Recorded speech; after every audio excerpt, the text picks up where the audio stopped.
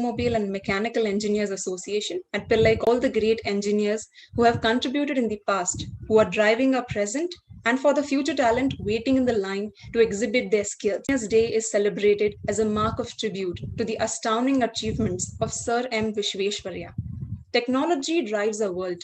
Engineers implement technologies to create new, emerging world order, creations, and gradually creating analog wonder systems. Thus, let us devote a day to all the super brains transforming the world space into a digital revolution. We have a short video about Sir M. Vishweshwarya to present before you all.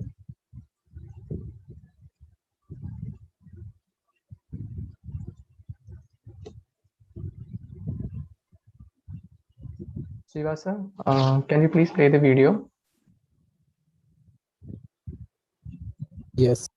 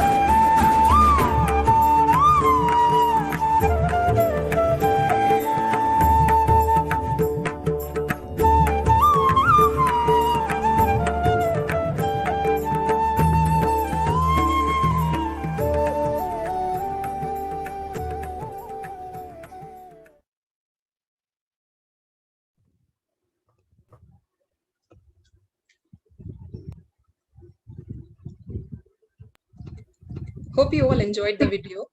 I may now request the Head of Department of Automobile Branch and Innovation Ambassador, Dr. Divya Padmanabhan ma'am, to introduce us to the AICTE DCP scheme.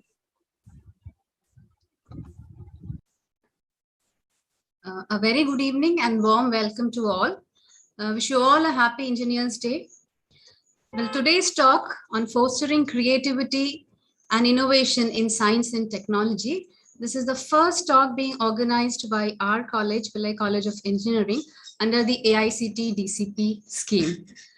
Among the numerous initiatives that AICTE has been taking in the last few years, this has been one of it.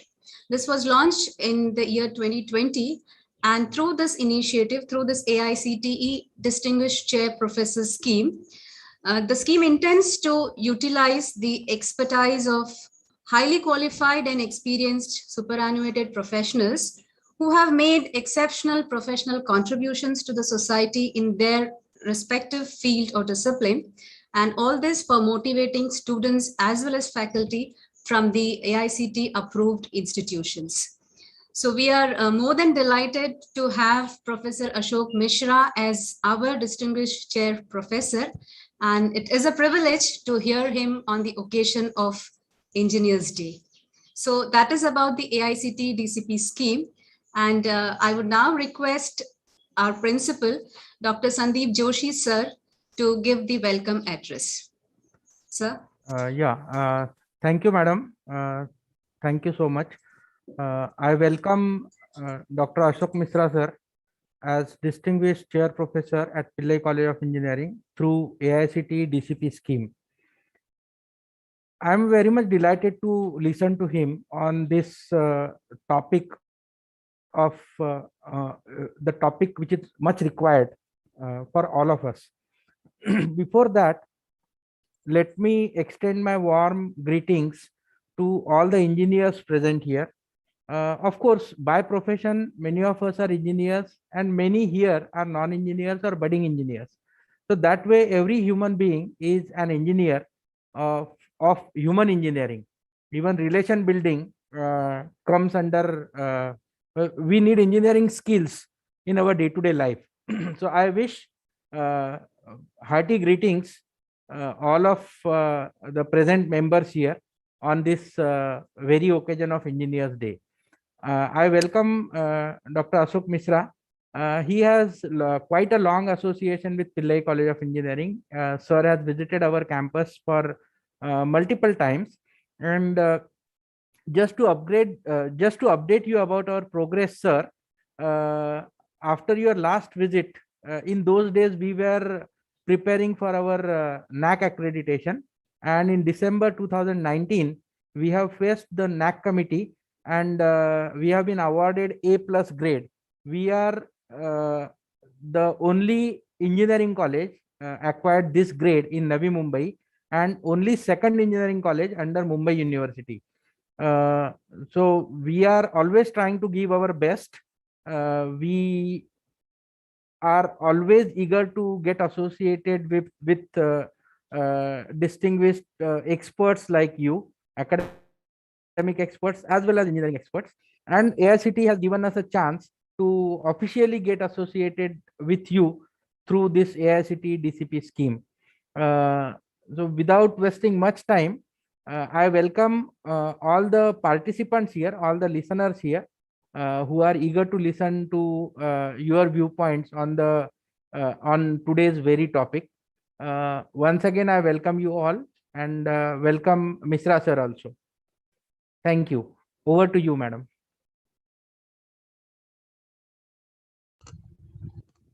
I may now request Divya ma'am to introduce our esteemed speaker, Professor Ashok Misra sir. An amazing visionary, an empowering mentor, an inspirational leader, and a passionate researcher. Now that is what Professor Ashok Misra sir is. I'm honored to introduce Professor Ashok Misra to this audience. Sir is currently a National Academy of Sciences India Distinguished Professor at the Indian Institute of Science, Bangalore. Earlier, he was Chairman, India of Intellectual Ventures. He was also the Director of IIT Bombay and was also associated with IIT Delhi for a long time. And before the educational expertise started, he was also associated with the Monsanto Chemical Company. He is an adjunct professor, Polymer Science and Engineering Department at the University of Massachusetts. He was a visiting fellow at the Trinity College, University of Cambridge at different occasions. Sir has obtained his BTech from IIT Kanpur, Masters from the Tufts University, and PhD from the University of Massachusetts, Amherst. He was also conferred with the Doctor of Science by Thapar University, Patiala. Sir has held several responsible positions with the Ministry of Education, Government of India, including Chairman Standing Committee of the IIT Council, Chairman Board of Governors, IIT Roorkee, Chairman Joint Entrance Examination Apex Board, and Member Board of Governors at IIT Delhi. Sir is a Fellow of the National Academy of Sciences India. He's also a Fellow of the Indian National Academy of Engineering, and Sir has also held the position of the President of the National Academy of Sciences India. He is the founder president of the Polymer Processing Academy, a former president of the Society of Polymer Science India, and the founder president of the IIT Alumni Center, Bangalore. Sir happens to be the independent director on the board of directors of Kirloskar Electric Company, Jubilant Pharma Nova, Jubilant Pharma, and also the Higher Education Funding Agency. He has also been independent director on the board of directors of several companies like the Reliance Industries, the National Thermal Power Corporation, Rashtriya Chemicals and Fertilizers, Jubilant Industries, and he is on the advisory board of the IVCAP Ventures Private Limited, the Log9 Materials Scientific Private Limited, Neuro Equilibrium Diagnostic Systems Limited. And Sir has been the recipient of several awards for his distinguished services, some of them being the Distinguished Service Award at IIT Delhi, the Distinguished Alumnus Awards from his alma maters, the University of Massachusetts, Tufts University, and IIT Kanpur. The Distinguished Service Award from the Polymer Processing Society, then the Lifetime Achievement Award for Education and Research from the Indian Chemical Council, the National Systems Gold Medal, the Quimco Platinum Standard Award for Education, Bhatnagar Memorial Award at the 94th Indian Science Congress, the Chemtech Award, and the Acharya Prafulla Chandra Ray Memorial Award of the Indian Chemical Society. Sir has guided 22 doctoral students, has 16 patents, and over 182 international publications. So thank you so much, sir, for joining us today. And I invite you to take on this meeting, and we eagerly look forward to hear from you. Sir, please. Thank you so much for that very generous introduction, and thanks to Mr. Sandeep Joshi, the principal, for inviting me to give this talk, to take up this position of Distinguished Professor AICT. And I know Professor Anil sir put this so well, it just took me like 10 seconds to say, yes, I'll do it. Mainly because it's nice to share experiences that one has had through several posts that I had, including the IIT Bombay and many others. And if I can help in any way, give any help in any way to engineering colleges, that will be my pleasure and honor. So I'll share my screen, and I hope I know how to do it. Yeah.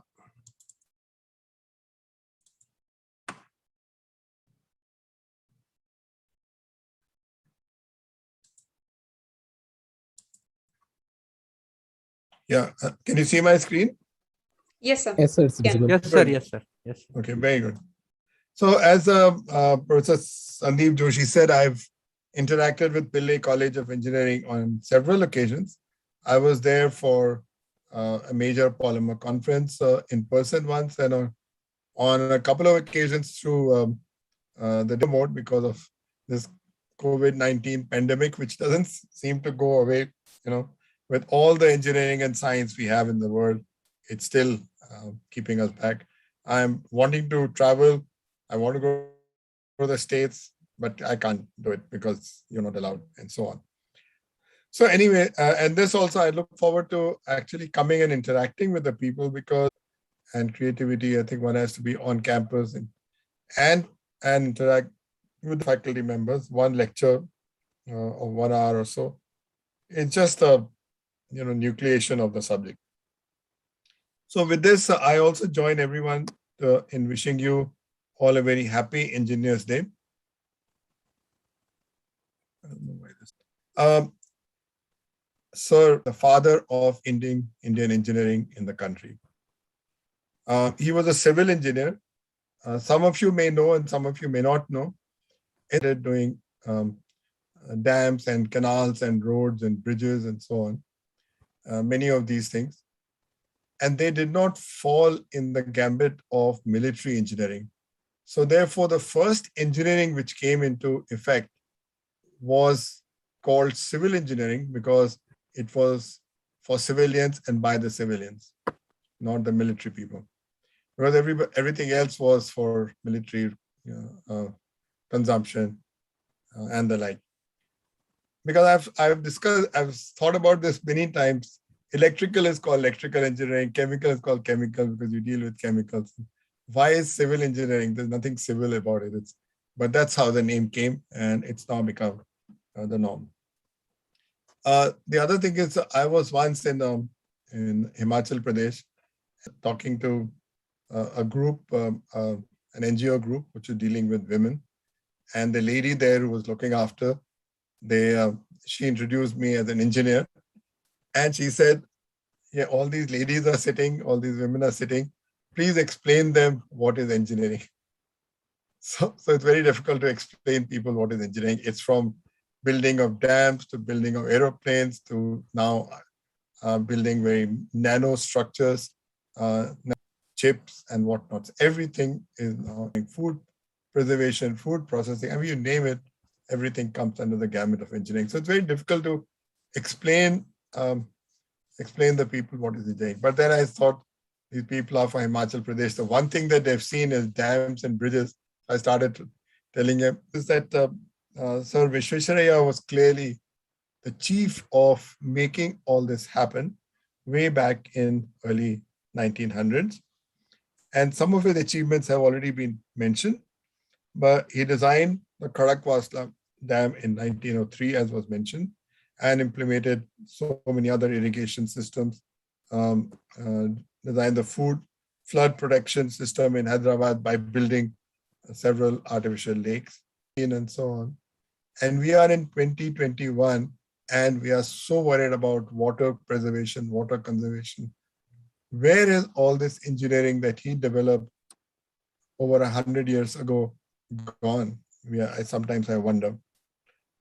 So we need visionary to be amongst us today. We have been talking about linking of rivers.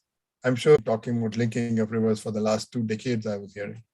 Units and the Perestoid Laboratory, which is now called the Vishwesvaraya Iron and Steel Limited, and the like. And of course, Krishna Sagar Dam, probably one of the largest dams in water reservoirs in the Asia region, if not the largest. Clearly, he is recognized for his contributions, not only in engineering, but in education, because as you saw in the movie, he encouraged school education, college education. In his area, he made school education in Chikmalapur area. And they remember him very fondly that he encouraged school education to a large extent. Any country which has to grow to a world-class level has to have excellent education system. It doesn't matter whether it's primary, secondary, college education, engineering education, economics, whatever. Everything has to be world-class. It produced a person, if some of you may have heard, Tom Callith, who's highly respected electronics professor in Stanford University. But what happened? College of Engineering, Pune should have been the Imperial College of India, which started at that time, the college of that time. So we need to look at how to take colleges in India to the world-class level. So with this, I will talk a little bit about what I call the knowledge economy. And by its nature, it's a global economy, and therefore we also call it global efforts. You're that country much faster than anything else, than capital or goods. Money takes time to be transferred. But technology gets transferred so quickly. And all countries benefit when new knowledge is internationally shared. So open innovation occupies a very significant place in the knowledge economy. How do we get there? We'll talk about it. Alongside, we have to make sure that we have to be aware of sustainability. When you make dams, you have to make sure that there doesn't be progress. And many people won't even know where they go. But they are, 20, 30 kilometer radius space in Kentucky, where all the uranium, which has been spent uranium, is sitting in lead boxes there. These are the wastes that we are generating, and we don't sometimes worry about this. And that's why sustainability as we move forward. So higher technical education, you develop technical manpower in all areas of engineering. However, today, the youngsters, they want only one engineering, and that's computer science and engineering. But then to live, you have to have all kinds of engineering. As we see, if there were no canals, there would be no irrigation system, and agriculture would be hurt. If there were no mechanical and aerospace engineers, we wouldn't be flying around the world. And in Pillai College, I wasn't aware of it. And then we should do some basic research. Picture the man who knew infinity about Ramanujan. And he is discussing things with Thomas Hardy about the game theory and numbers theory and things like that. Now, if at that time they said, oh, this is all fundamental research, we're going to ever use it, because many times industries say that who's ever going to use it? Can it make money, any research? But every research immediately doesn't make money. And today are being used so extensively for cybersecurity and for all kinds of things. So fundamental knowledge is equally important to be developed. Applied is important because that is where you develop the technologies to take things forward. Create inventions, bring out new things, innovations that lead to intellectual property also. One of the things I forgot to mention, and the film also didn't mention, Sir Visvesvaraya actually patented some of his technologies ahead of the others. And then this leads to possible technology incubation and entrepreneurship. Higher technical educations with a strong research focus will have a greater impact in the future. And you have to have huge R&D labs to do, cutting edge research and things like that. Some research means to think out of the box, to come up with new ideas. So research focus is a high priority, and in some cases, top class facilities. One has to enhance the interaction with the industry and the user agencies, create intellectual properties through the development of new ideas, inventions, and innovations. I put inventions, innovations separately. I'll mention why I do that. And that leads to technology incubation.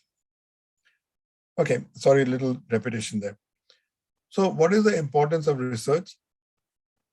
And I always say, although I've been an engineer all my life, science is the base for all of the development that take place in technology and in the economic growth of a country. Advancing nations have to be strong in science. And some of you, if you're basic to the next step, the good technology will only follow science, but you have to have good science. It's imperative that we in India emphasize the importance of science, which we don't so much. And I'll give you an idea. I'll jump to the next point after that. Today we produce 50 lakh students at 12th grade in science. 50 lakhs is equal to 5 million. 5 million is greater than the population of several countries like Austria and New Zealand. They have 5-6 population, whole population. Every year we are making 5 million 12th grade science students. And if we say that 10% of them are good or world class, we write these recommendations. These are the top 10% of the class. That means 0.5 million. That means 5 lakhs. Every year, we should be some of you interacted, if you talk to science laboratories in India, DRDO and CSI labs, there is a shortage of good scientists. What is going on in our country? I somehow don't understand. Places like yours should actually give importance to such things. Okay, then this will enhance the level of education and research in science and technology. Systems should provide ample opportunities for innovation at all levels so that new ideas are generated. Only then India will move. So for today, for calculating the force required to push satellites and rockets into the space, as one example, and many, many others. Alexander Graham Bell, he did the telephone, and where telephone has taken us today. We can sit anywhere, any point in time, and talk, see each other. I'll tell you, when I was younger, the youngsters may not appreciate this, like 20, 30 years ago. I used to wonder that if you're calling somebody, and wouldn't it be wonderful if you can see them? Although I'm not that in that field, but I wish I was, and I would have probably gone towards inventing that. And 2 decades later, in the moment you want to talk to somebody in the US, Australia, Japan, wherever, you can see them as if they're sitting next to you. But the beginning was by the first telephone that was accepted. And our own Jagdish Chandra Bose is the father of radio science in the world. He did not patent it, so he did not get the fame and name that he deserves. Madame Curie, one of the early ones to do radium, and since she was a woman scientist, she was not given that much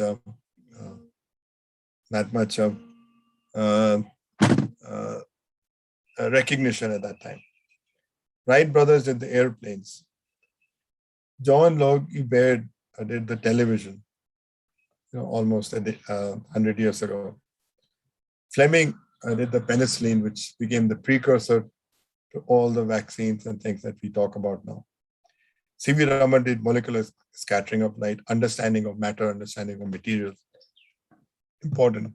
John Elder did the polio vaccine. And then jump from telephone to mobile telephony. Martin Cooper, he did the mobile phone, which was about 10 times maybe the weight of today's mobile phone, and about 100 times or maybe 1,000 times less powerful. And people who continued, Robert Noyce, he did the integrated circuit. Bill Gates, he first ubiquitous operation system after the human brain, and led to so many softwares. James Watson did the DNA structure in Cambridge. Now, there is DNA. Every policeman, every murder case is linked to DNA. So many things, you can find out what's going on. Sanjay Kohli, some of you may know Dr. F.C. Kohli, the architect of TCS, who took TCS, formed TCS, took it forward. His son sitting in America, and he is the architect of the mass market GPS that we all take it for granted today. Vinod Dham, again a brilliant Indian scientist, again sitting in States. He's the father of the Pentium chip that you have in your computers. And there are many other Indians who've been innovators in America. I'm forgetting the name. There's an Indian who made the memory stick, because he said, oh, how can you take the big things all the way around? We should be able to have small devices on which you can have large amount of data, and I can put 32 GB, 64 GB on just a smaller than a pencil memory stick. Craig Venter, genome sequencing, and much more. Robert Langer at MIT, drug delivery. Steve Jobs, his philosophy was that at many times people don't know what they want. So if somebody said, what kind of a phone one wants, they won't be able to describe. But when he produced the iPhone and put it in their hands, they appreciated the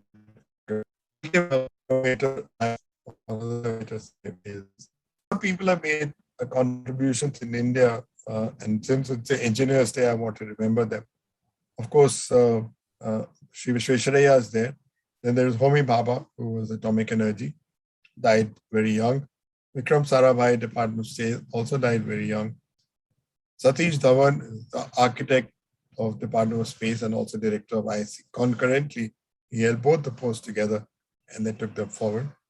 Dr. Abdul Kalam, he was at ISRO and DRDO, and he did the missile program. Rodam Narasimha, brilliant aerospace scientist who contributed to the National Aeronautic Laboratories and many others.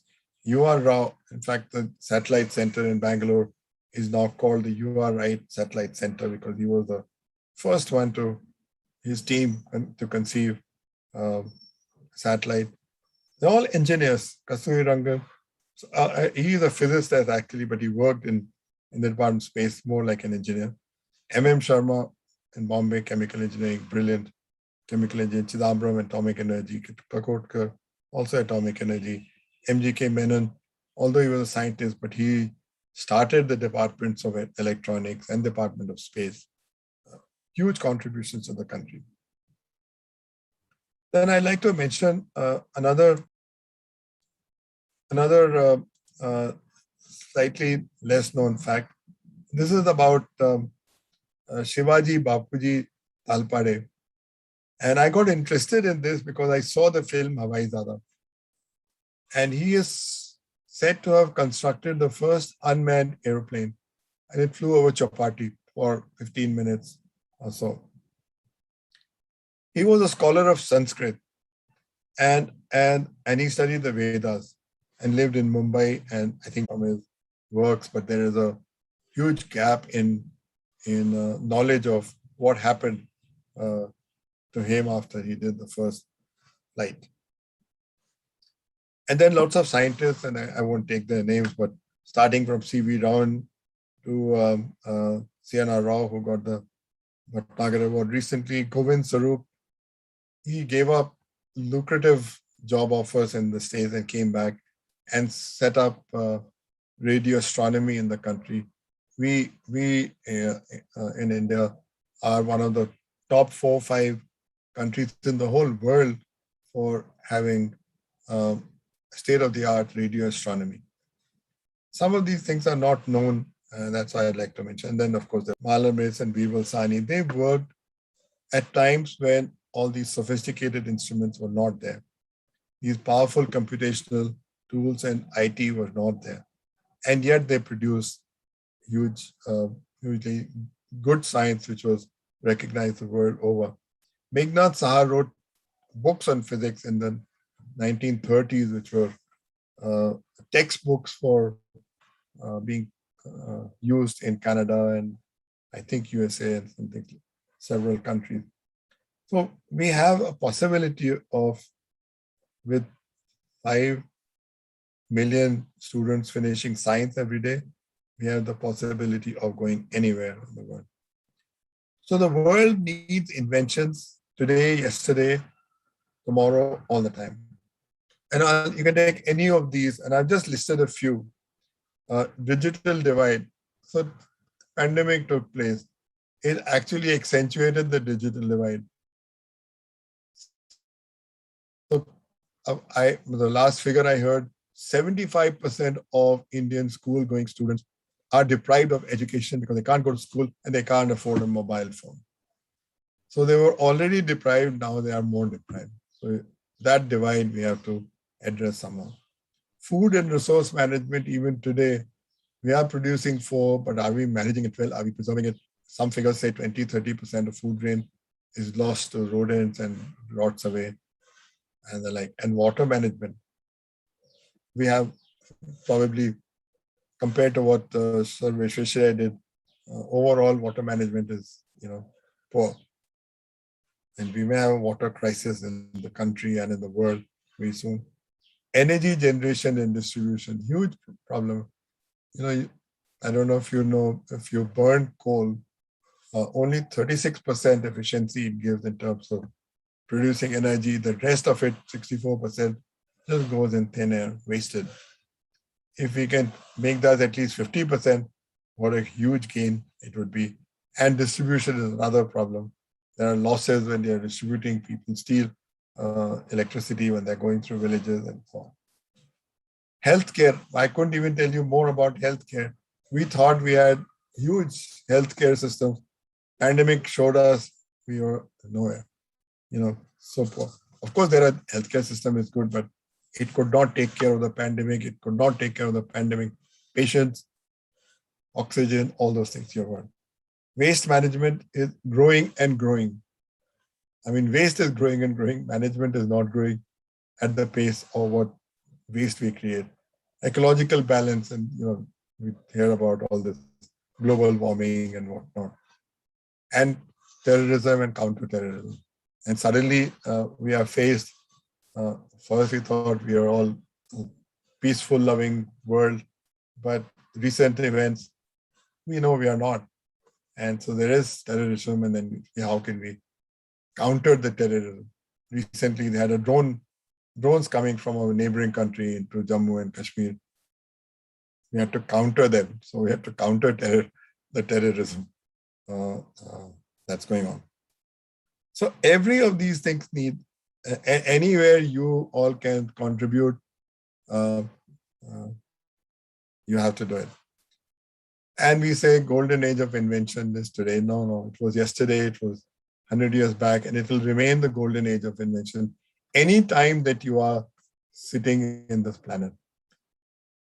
Cameras have changed, aeroplanes have changed, integrated circuits have changed hugely, as you know. Vaccines are now, new vaccines are being developed. X-rays have changed. Surgery is now non-invasive surgeries have gone in. Television, I remember I used to work in liquid crystal polymers, and I knew about liquid crystal. I said, look, once they figure this out and they'll put liquid crystals instead of diodes and all that, you'll have a television which will hang on the wall. And I said, what nonsense you're taking, Television has to be this big clunky thing with all the valves and diodes and these things inside. Suddenly all those are gone. It's history. All televisions are hanging on the wall or sitting flat on flat screens on a table. And the like, radios are gone. Your cell phone is the radio now, okay? I listen to music in the morning through Bluetooth and all that, using music from Prime Music and like that. Everything is all changed. So this is just to give you an example. And I've been a photographer, so I have used all these cameras. And I have all these cameras. The older people will remember that when you took a group photo, this guy used to come, put this and put a black thing on his head and say, okay, smile, and then take out the lens and then expose the film, and that was the group photos. Then there was the box camera. Then there was this lens camera. Then there was these lens cameras which can be extended up and down in the bellows. Then the single lens cameras came. And then now I have a very nice single lens reflex camera. I can't even get film. Kodak is gone, history. So you never know what inventions will lead to as you go forward. And today, everybody is a photographer. You don't need a photographer. Everybody is a cell phone. Is taking photos. So everything has changed. So all technologies begin with inventions, scientific or technological. Inventions drive technologies. In communication, there's telegraph, telephony, cellular, internet, information technologies, computing, semiconductor, software, and AI. AI is everywhere now. AI is in biology also. You develop drugs and all that for the human body using AI. And in biology, there's vaccines, biomedical, diagnostics. And we have to develop intellectual property that will give enormous socio-economic benefit. Social, and of course, if you hold the patent, hold the intellectual property, you also can sell that knowledge to others. So who's an inventor? Anybody can be an inventor. Researcher, faculty, but mind you, everybody need not be an inventor. Some may be just researchers. Faculty member, students, entrepreneur, employee, independent consultant. Anybody who can think out of the box for any of these things that I mentioned and many more is an inventor. And what's the difference in innovation and invention? Very simple, since I'm in the area of polymers, I will give some examples. Inventions is unknown. So was invented, the silicon thing on which you can write, that's an invention. And then you can write better and better invention on a smaller and smaller chip. That is innovation, and you're taking it forward. So many of us innovate, and that's fine. But some examples I've given, but I love this, the industrial fairs. I was so fascinated by it, seen and can imagine the hacksaws and all that, which will cut metal, wood, and so on. And this water jet cutting machine was just cutting metal 2-inch or thick and so on. So what is the basis here? The principle, the basic science is from a physicist. Physicist says that any fluid, if you put enough pressure on it, it will have so much force that it can cut metal, wood, whatever, aluminum. Those who are in the chemical industry, if you have a boiler and if there is a pinhole, and by chance you pass a rod or your hand, the force is so much on that little hole, your fingers or that rod will be cut. And that's how this physics principles which comes into play. So that comes the invention. And then the mechanical engineers say, okay, how do I make an orifice? How do I produce that high pressure through a pump from the backside and make this machine which can cut metal? What an advantage. It doesn't require coolant liquids and all that. It remains cool throughout. So invention was the idea, and then innovation is to make the final product. Goodyear invented vulcanization of rubber, the rubber which can be cross-linked. Like if you cross-link it, it becomes a rubber band. Otherwise, chewing gum is also rubber, but it doesn't retract back to its shape. And then he invented this, and Mr. Dunlop, and you know Goodyear and Dunlop are very famous companies now. He invented the air-filled tires for the tubes. And this enabled making tires with tubes so that the motor car can run on a road, carriages, or some trains will go on rails and the like. Unless proper rubber was invented, cars would not get the shape that we do see today. And the innovations are improving upon them so that you have. So those are all innovations as we go along. So the number of life sciences, construction, and construction, I used to see, you're all familiar with bricks and cement blocks, heavy. So I'm getting a room made in the back of my house, and he brought these huge blocks of cement. And I picked it up, and it's like 1/4 the weight. Technology to make blocks of cement, which would be much, much lighter and much easier to build a wall using them. So anything you see, there is something new that's going on. Nanotechnology, lots of things are going on. Information technology and communication. You know, every year there's a better cell phone and so on. So then you can do, by chance I have this example of automotive. So, or you can do either, let's say, this and that, or you can say, let me take a theme. Let me take a theme of a car. And what are the materials to make it lighter? And in all these cars today, I'm a polymer person, so all these cars now have plastic lighting. It used to be all glass. Somebody was asking me, substitution of glass. Cars is the best example. In the back and the front, they're all these things have changed into glass. The car bumper is no longer metal. It's some fiber reinforced plastic. I mean, I know which one it is. And this I saw recently. They have developed a paint which is self-healing. So you scratch this car, especially you buy a new car and you scratch like that.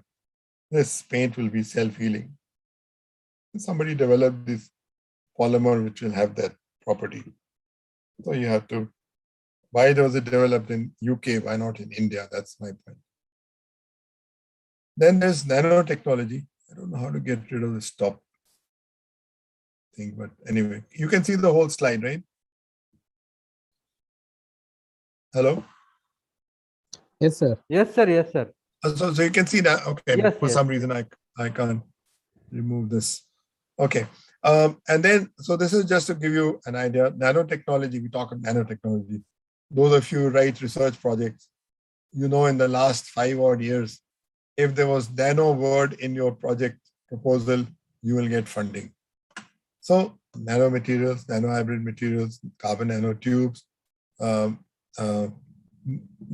mini motors, molecular motors, small motors, energy storage, catalysts,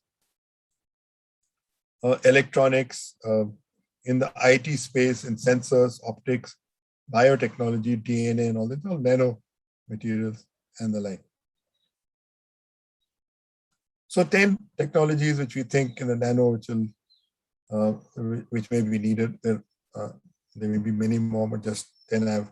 Energy storage and production is a huge example. If you can, there were people working on hydrogen stored by carbon nanotubes and released at will, as an example. Agriculture productivity enhancement. If you can have nano fertilizers, it can help there. Water treatment can be done by nanoparticles. In England, they've developed these nano things which you put in a bucket of dirty water and it'll clean it up. And disease diagnostics and screening. Drug delivery systems, all based on nano. One of my colleagues in IIT Bombay is working on nanoparticles to be sent in the body. And he discovered that in Indian system of Ayurveda, there used to be bhasmas, which were ash of gold or silver. So if you actually think of ash of silver, it should be poison to the body. But if you make it in the nano scale, then it can go and attack, let's say, cancerous cells in the body. And that's what Ayurveda people were doing. And now the modern people biotechnology people are also looking at it. Air pollution, construction, health monitoring. Health monitoring has become a big deal. Earlier, all the tests used to take a long time. Now there are diagnostic kits which you can measure blood pressure, this, that, while you're walking and talking and all that like that. Or blood sugar. All these things are changing because of some nanotechnology and sensors that are being developed. IIT Kanpur has what I consider one of the finest centers for flexible electronics. It's a flexible means it has to be some sort of a polymer based, but then smart electronics along with that. It could be lighting, it could be OED displays, printable electronics, organic solar cells. You can have printable inks, memory devices, organic transistors. So we're talking, and it's already in the market, a flexible cell phone which you can put in your pocket, fold in any way you want. Ultimately, you can have a television screen which you can roll up and carry and then just hang it up on the wall with flexible electronics. So they're working on it. And this is one of the finest centers in the world. I'm not saying in India, in the world that you will come across. And we have to be proud of whatever things have happened. Water inputs, I won't go through that detail, but cost-effective desalination still needed. Filtration systems needed. Rainwater harvesting. What Sir Vishwakarma did was actually rainwater harvesting, but those dams, after the original dams are made now, of course, you make a dam, then there are people who are protesting and all that thing is going on. In energy, we of course need coal gasification as a technology, which will be more efficient and better in terms of not polluting so much. Solar energy, people are working on grids, and if solar cells come in, it'll be cheaper and better. Power utilization efficiency is needed, which I have already mentioned. Fuel efficiency in automobiles we have to do. So many possibilities are there. You have to just look at those. One startup which was mentioned in my introduction, I'm on the advisory committee or board of this company called Log9 Materials. And what they have is an aluminum air battery. That there's a battery in which it's called a liquid battery. So you put water in it and aluminum and get the electrons to move back and forth like this in this.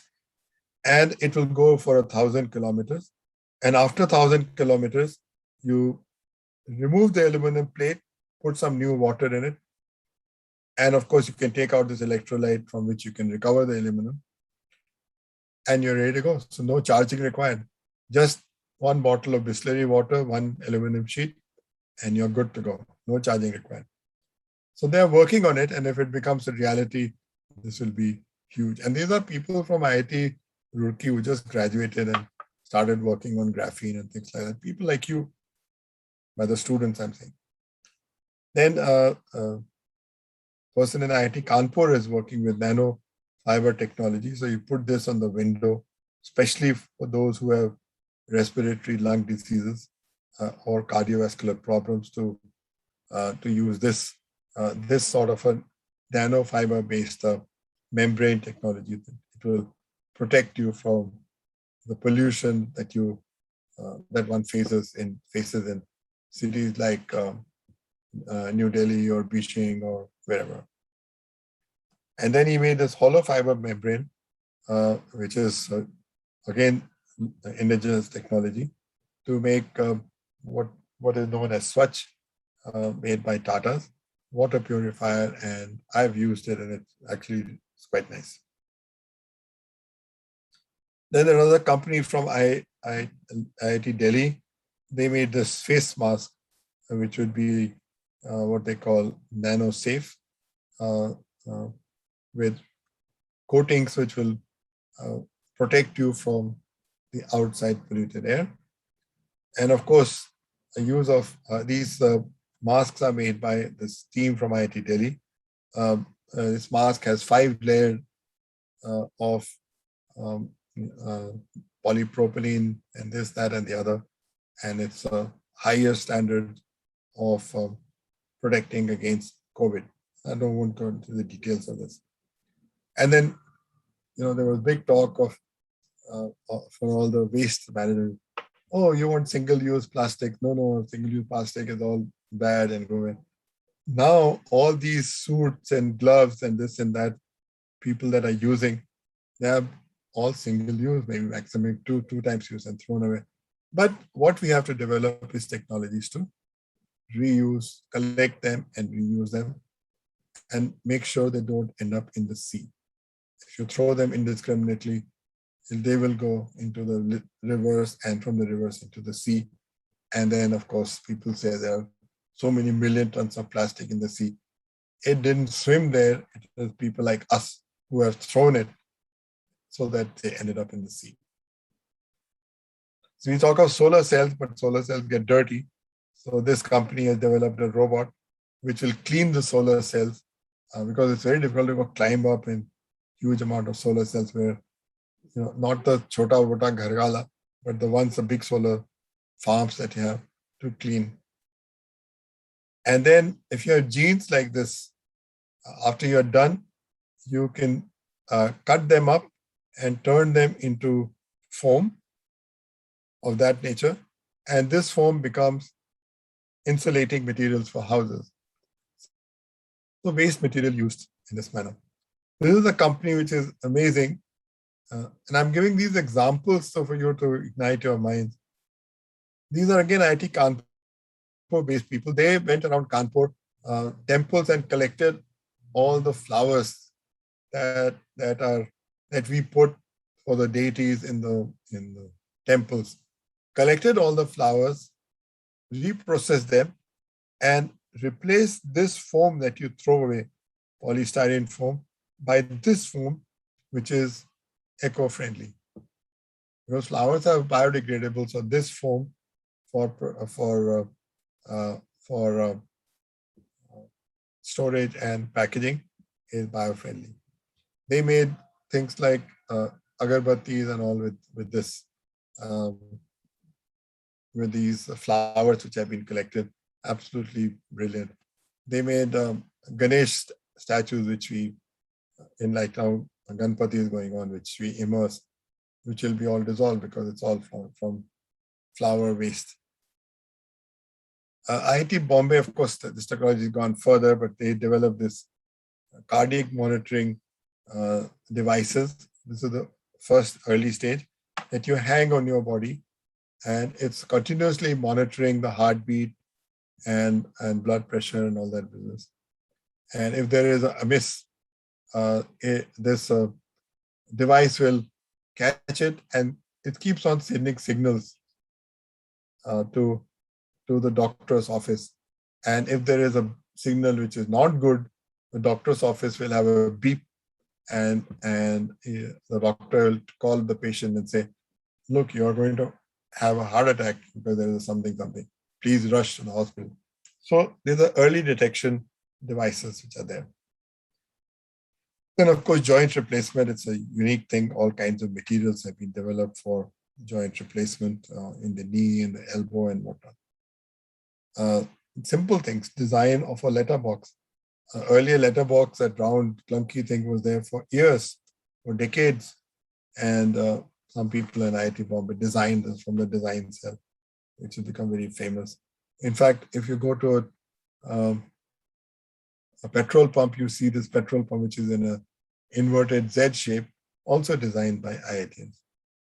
And these are technologies developed by one Professor Rohit Sarvasto at IIT Bombay.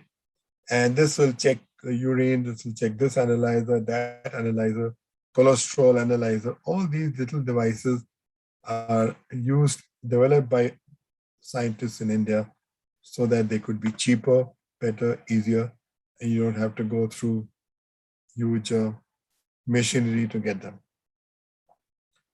This is just to the glucose strip business to check blood sugar. These devices are now made and sold. Oh, this is again one of my favorite polymers. That in between this glass that you have, if you put a layer of liquid crystal polymer, then by putting energy into it, that means some electricity into that, you can convert it from clear to dark. So you don't need any curtains. You can just change that and the room becomes dark.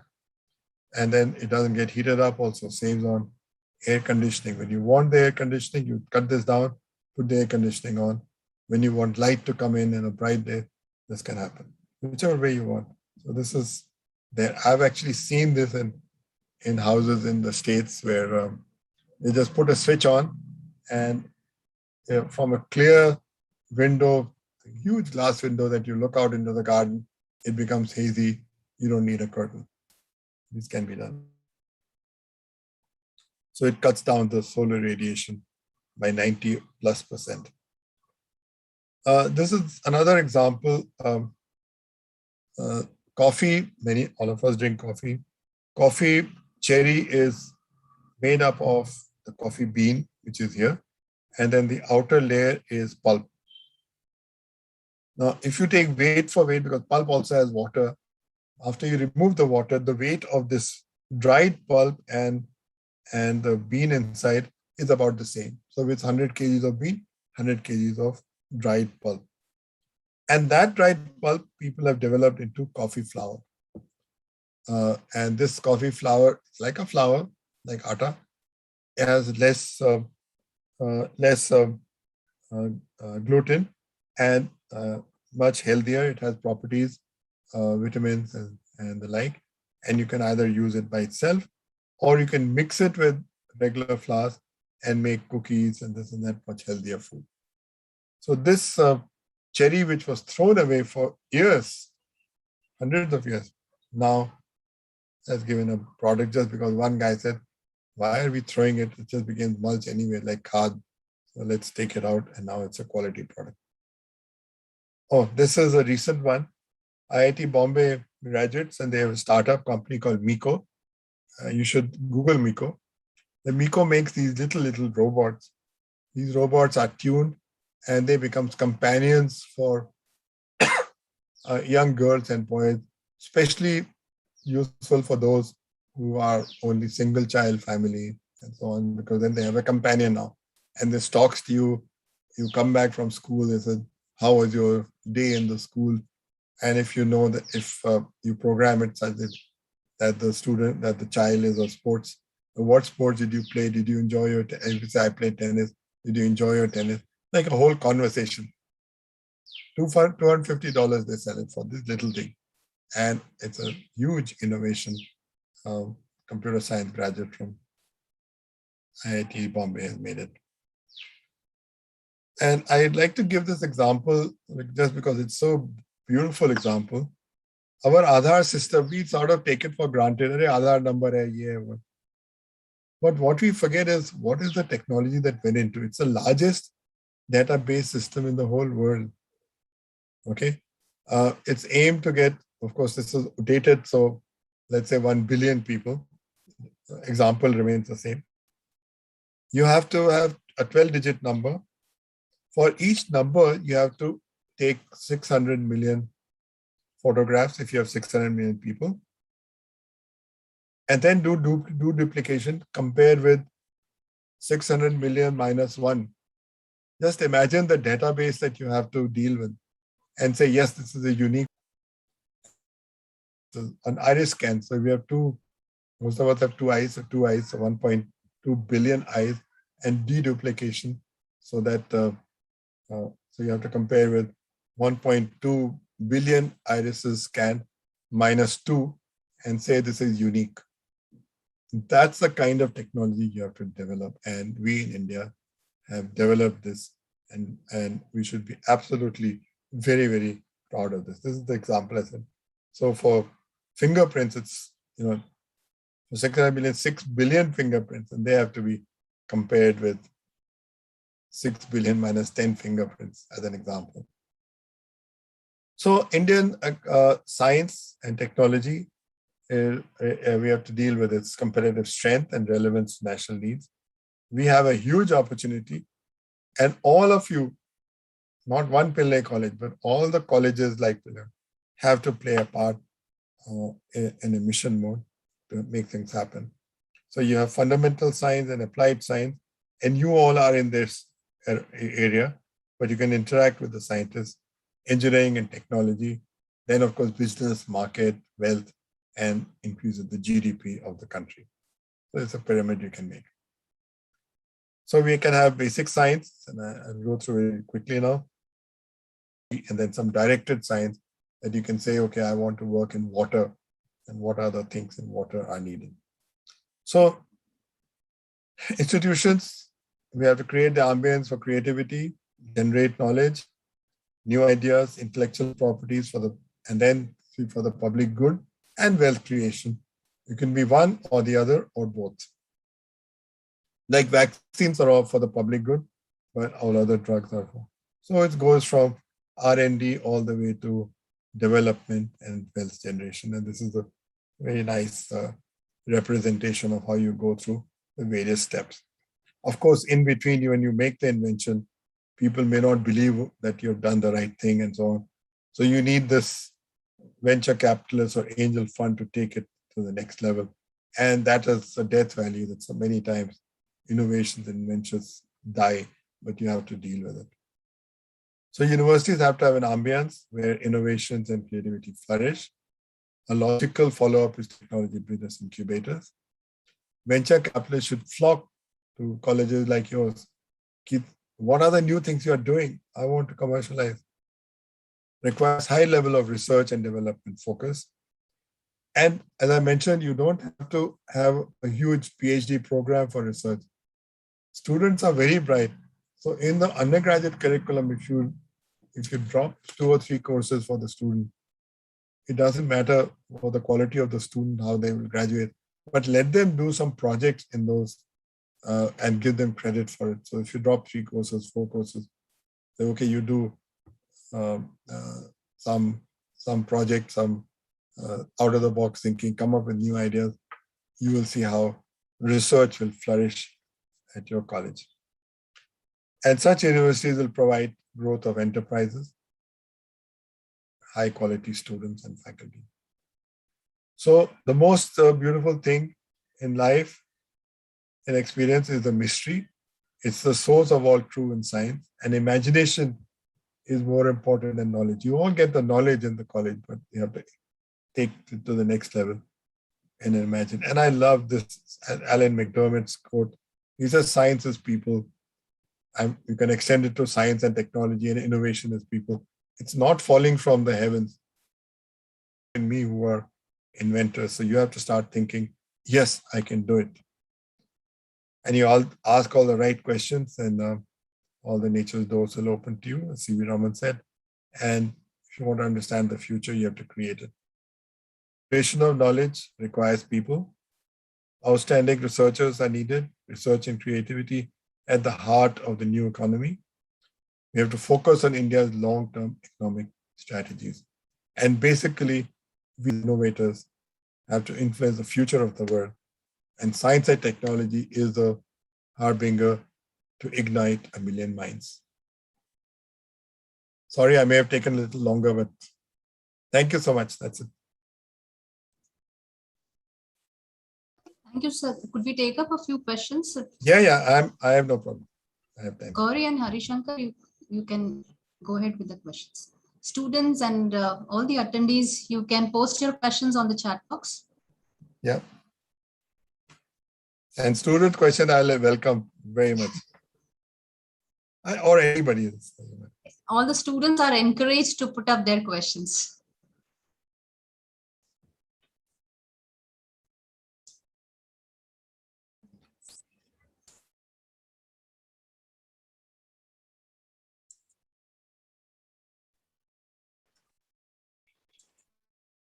So, all right, if you don't have any question, that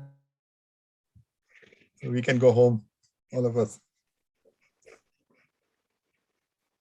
Or the other thing is I can feel good and you can say, oh, you understood everything, so you're all set. No, so probably everyone got cleared with a lot of points. Maybe then you don't have any questions. I'm just jokingly saying it, don't take it seriously.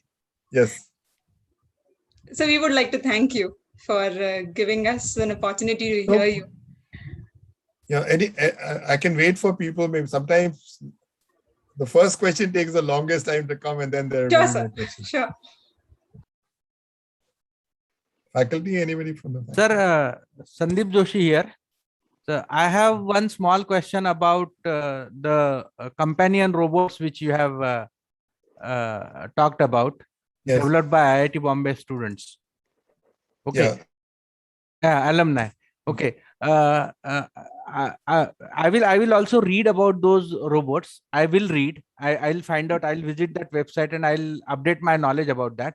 But just my question is do you feel that technology or such AI or machine learning based maybe companion models will replace the human being? No, it won't replace the human being, but it definitely will help people from isolation. In fact, when you were talking to the company, you were saying, why don't you build these for adults also? Because a lot of people are suffering from, especially in the pandemic, from isolation. So it won't replace it. It will supplement it. Okay.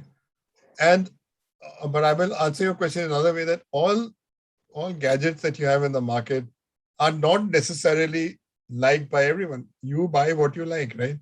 Yeah. So those who like it will get it. Those who don't want it, many things like that are there. My son, who's in the States and all, he refuses to use WhatsApp and any of those social media things. Yeah. He says it is encroaching on my privacy. I also use WhatsApp is the only extent that I use. I'm not on Instagram, Twitter, any of those. Some people love it, Yeah. Another thing always come in my mind, that this excessive use of technology is, do you think that it is leading towards maybe what can I say, emotional gap, interaction gap between two human beings? To some extent, yes, I agree with you, but this is just a general feeling that no, I think it's a very valid question. Yeah, actually see, even people don't want to ask even address at new place, and at the same on the contrary, people also don't want to give the information of address. Even if you ask address someone, he may suggest you that sir Google Map laga lijiye na, mil jayega. हाँ, correct. So ये सब तो है, but as long as you use it for the right thought, that Google Map helps you to negotiate, navigate to where you. Absolutely brilliant. I have this problem, the guys who will deliver something, he say, "Mujhko location pin bhej do." है ना? Earlier they used to all reach your home Yes, even yes, earlier, no? yes, sir. Yes, sir. But why do you need a location pin now? Yeah.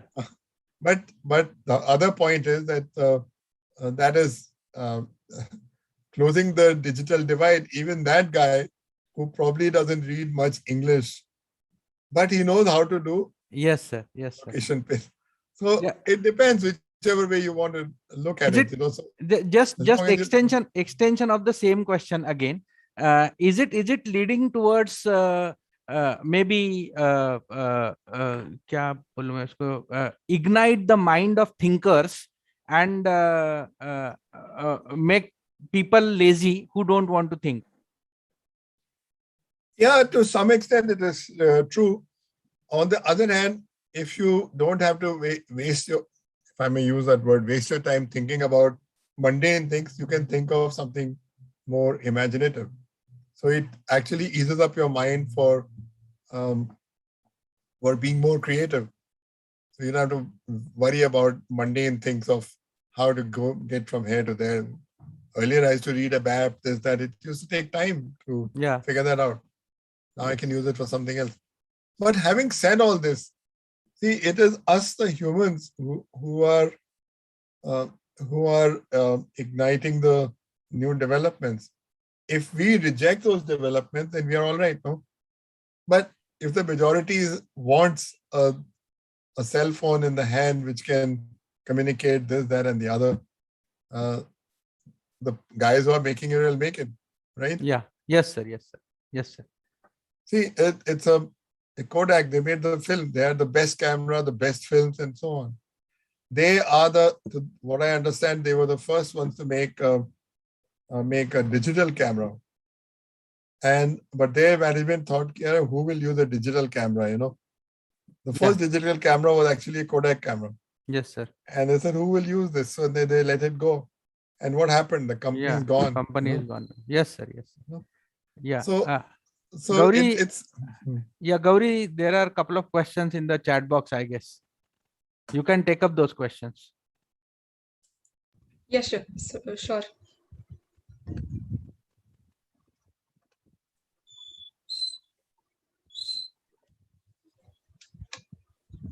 So we have a question about how should one go about approaching investors for an idea, and what is the best platform, and how should we make sure that the idea is safe and does not get stolen?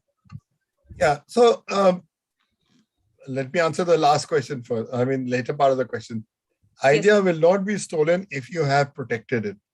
So if you have a new idea, which is worthy of, or it's unique and it's, don't even worry about worthy of commercialization. If it's unique and nobody else has done it in the world before, patent it. You have to do it. Okay? Because if you don't patent it, somebody else will patent it, then you're gone.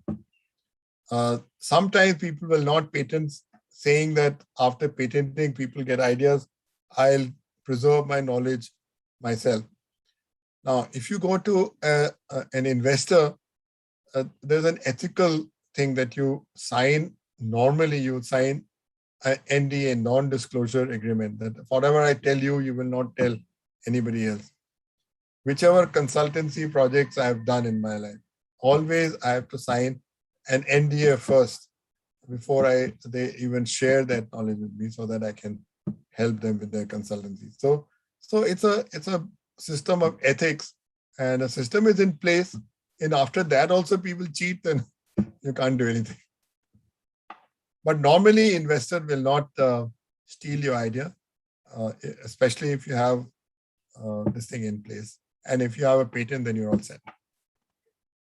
Now, one thing more, the investors are very sharp. Okay. So whereas an inventor may think the idea is brilliant, investor, fortunately or unfortunately, looks at, will it make money? Okay. Will people like, if you make that product, will people like to buy it?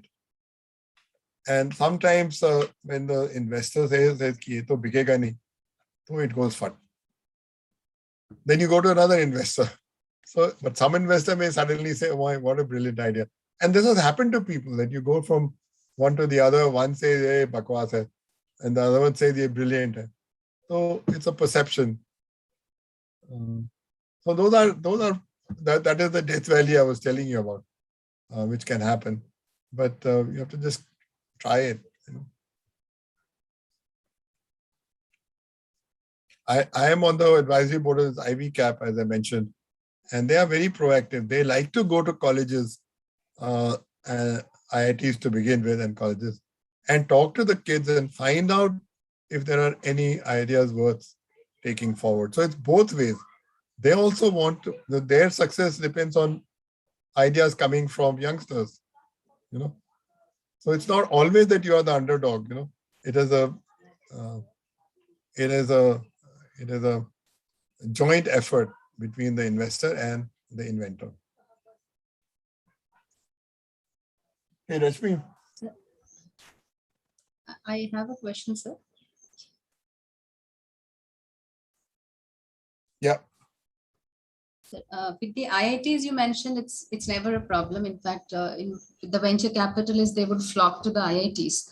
But what could we do? You know, colleges like us, how do we attract the venture capitalists to look into our projects and have them funded? Yeah. Brilliant. I'm glad you asked, because that's what I was trying to say in the beginning. See, if you have a commodity which is worth selling, people will come to buy, no? So first you have to have enough ideas generated within, by whichever means you do, in terms of letting the students do projects or this or that, or let them go to industries and find out what is the need of the industry, what is the need of the country, and then come up with new ideas. And then you go to venture capitalists and say, look, we have these ideas. They will come to you. So you can't just go to somebody and say, but you have, see, if you have good mangoes to sell, buyers will come, right? But if you don't have, then you say, pehle to koi aa hi nahi raha. So first you have to do that. So it's a combination. You can take the help of some venture capitalists, and if you want, I can connect your institution, because I'm part of this AICT program, but even in my personal capacity, to come and give you a talk on how to think out of the box and get develop new ideas.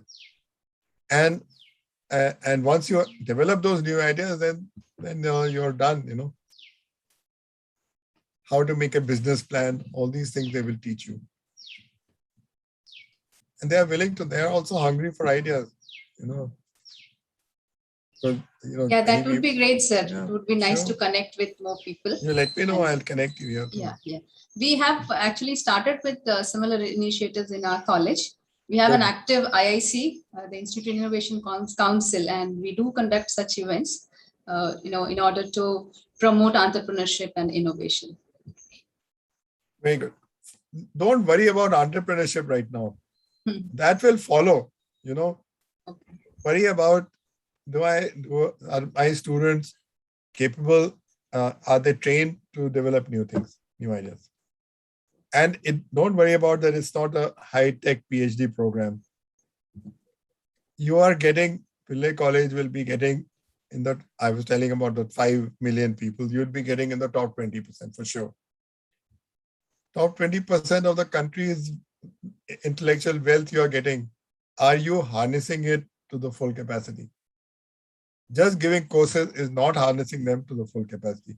Challenging them to do something new is harnessing them to their full intellectual capacity.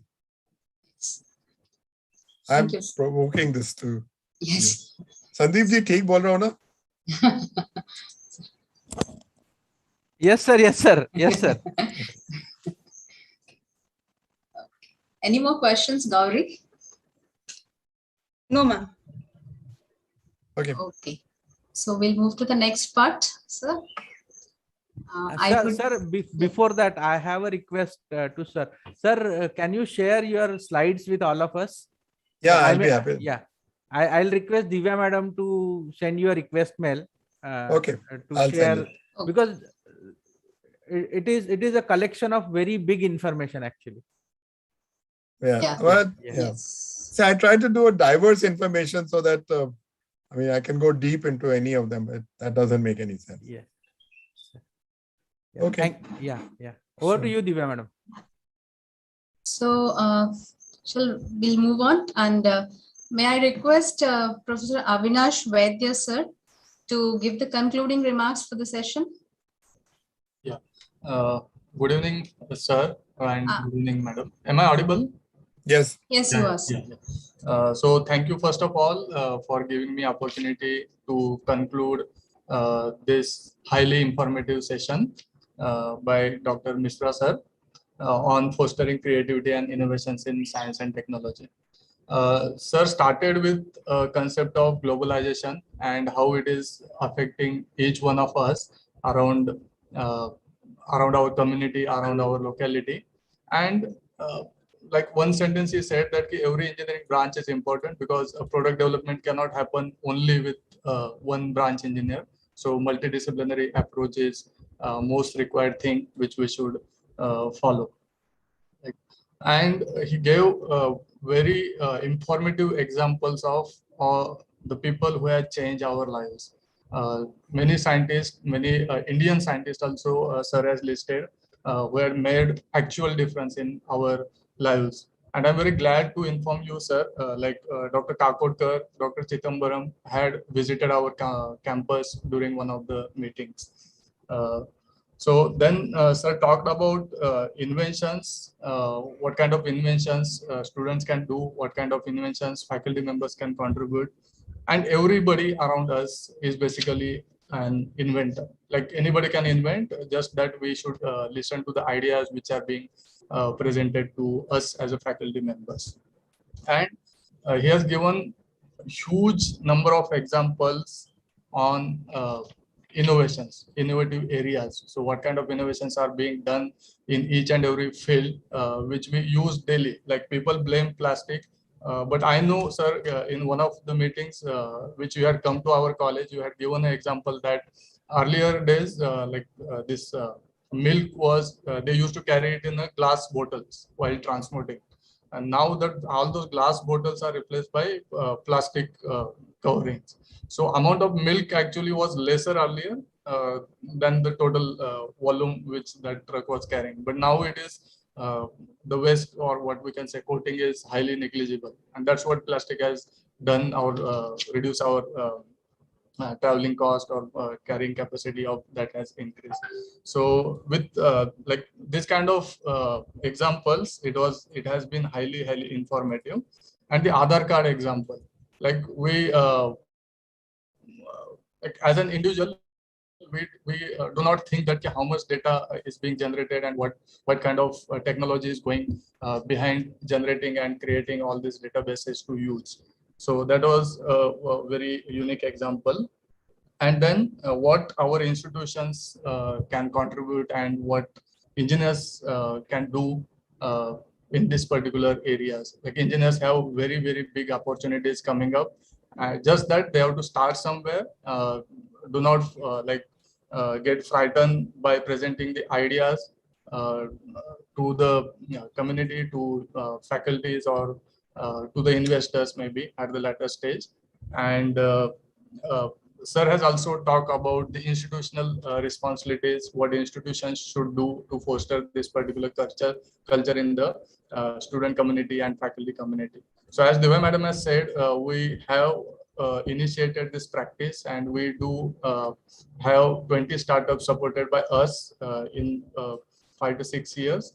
And we are trying to inculcate this culture in our students and all the stakeholders. Yeah. So thank you very much, sir. It was highly informative and highly enlightening talk for all of us at Pillai College of Engineering. And thank you, Divya madam, and thank you, Joshi sir, for giving me opportunity to conclude this session. Thank you. Okay. Thank you so much. Thank Have you. a good evening. Thank you, Yes, sir. sir. Thank you, sir. Thank you. Good evening. Thank you, sir. Yeah. Finally, I just come to the vote of thanks for this part for the session. And I must wholeheartedly thank Ashok Misra sir for gracing this occasion and and actually motivating us and inspiring us with the numerous examples of innovation which he cited during today's presentation. And I'm sure that this has been a very engaging session and also thought-provoking for many of us. I'm also grateful to Principal Sir and all the other heads of the departments for their support in the conduct of this event. And my gratitude to the management of Mahatma Education Society for the continuous support that they have offered in the conduct of the program. And I thank all the participants who have joined us.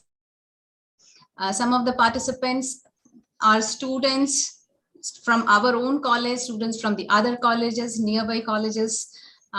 We have faculty from our own college and also faculty from other institutions. We have also participants from other research institutes here today. So I wholeheartedly thank each one of you participant who could join us in this session today. And lastly, and not the least, the team which was involved with the conduct of this event, Professor Shiva Pradeep, Professor Amay Nijasure, Professor Krishna Mohan, Gauri, and Hari Shankar too. Thank you everyone for joining in. Thank you so much, sir.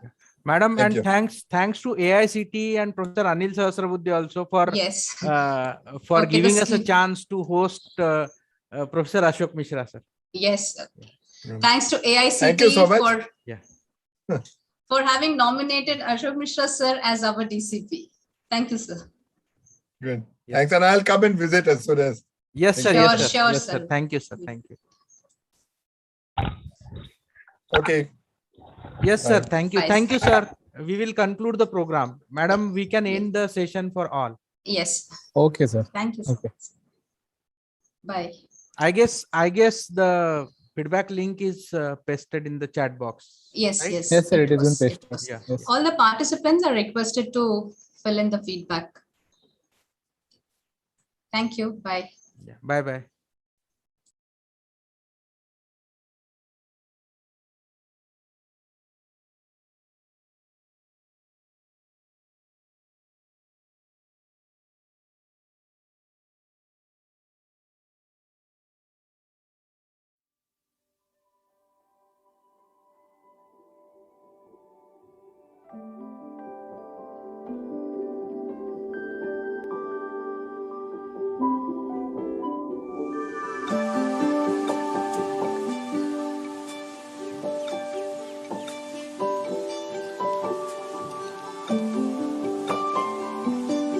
Divya ma'am?